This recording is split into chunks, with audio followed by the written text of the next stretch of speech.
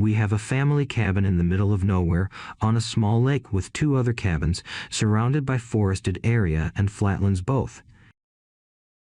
About 2 miles away from the cabin and across the dirt road is a wildlife reserve.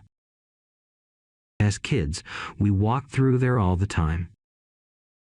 After about 30 minutes walking straight into these woods, there used to be a collection of abandoned houses, an old settlement. We went exploring and found that the people who used to live there had just up and left. In each house, still dishes on the tables, clothing in the closets, cars parked in the clearings, all the strappings for horses in the barns. In one house, the floor had caved in and there were about 40 pairs of women's shoes scattered around the hole in the middle. No bones though, animal or human, nothing. We decided to stay away from the second floors of the houses after we saw that. We figured they'd be structurally unsound. A skeletal treehouse in the middle of the clearing. After we told my parents, my dad wanted to come and look too. In one of the houses we found a bedroom, fully intact. The sheets were still on the beds. The pillow still had the indentation of a head on it. But everything was covered in a thick layer of dirt and the dust on the floors only had our footprints in it. At the foot of the bed was this stunning enormous gray fur coat. There were a few moth holes chewed in it, and it was as dirty as everything else, but when we inspected it, we knew it was real fur, likely wolf or silver fox. It was gorgeous. Dad decided he was going to bring it back and clean it up and see if he could have it remade for my mom. Dad was a thrifty guy.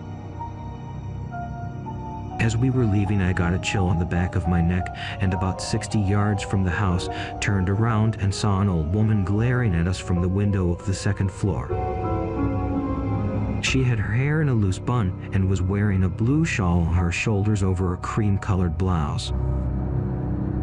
I immediately felt super guilty. I grabbed my dad, who was about 10 yards ahead of me, and told him we had better put the coat back because the woman was still living there and we had probably scared her and she looked pissed. We turned back around and I pointed to the window I saw her glaring at us from. No one there.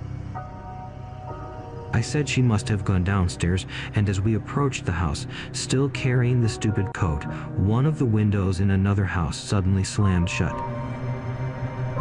I fucking ran as fast as I could into the woods. Dad, being Dad, stayed behind and started yelling for the lady to come out. He was sorry, etc. Went upstairs, no one there, dust on the floor undisturbed. Then he started up and dropped the coat in a big hurry, and we beat it back to the road as fast as we could.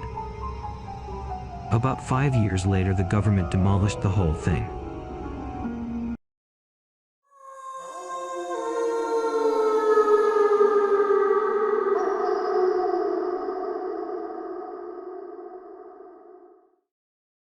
My papa and I are avid campers, not professionals anymore, but my dad used to be a wilderness guide for kids. We typically prefer the eastern and western Sierras as they have great car camping spots next to lakes and a lot of great trails. Last summer we decided to go up for a 2-night stay and do some day hiking. The campground was pretty full, not unusual for the summer, but we were lucky enough, I thought at the time, to find a pretty secluded site and we set up our tents. First night was normal, little bear activity, but we're used to that. We were located next to the bathrooms, so the footsteps should be moving in that direction, but they're coming closer to my tent.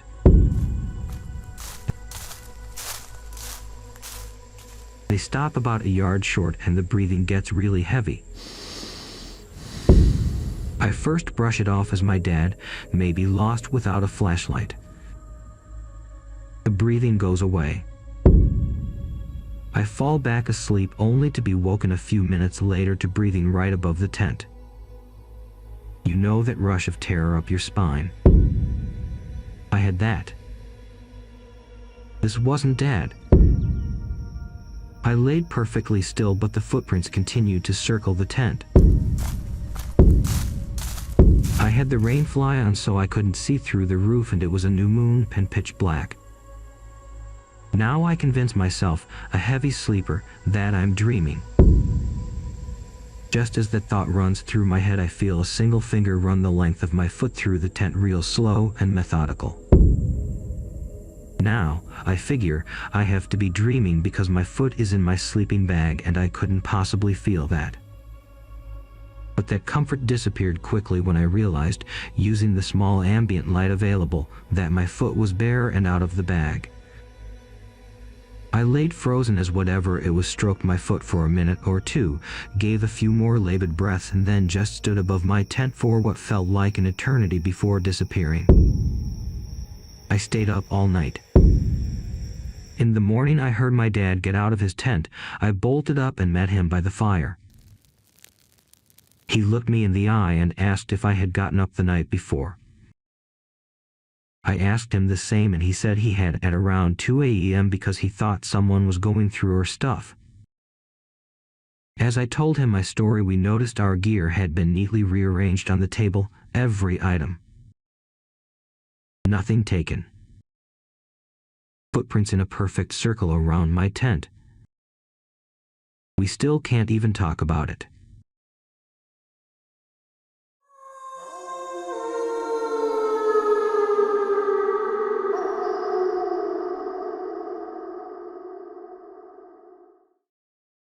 My brothers and I were camping at this primitive campsite in West Texas. It was about 12:30 at night, and we started hearing this very faint opera music in the forest around us. After heating up spaghettis on our fire, we numbed the fuck out there and hiked like 6 miles by moonlight back to our truck and drove home. It was like it was following us because we heard it all the way to about a mile away from the parking lot. The reason it was creepy was because when we got to our campsite, a park ranger told us we were lucky to be the only people for miles around because of how peaceful it was. He said there was no one else there.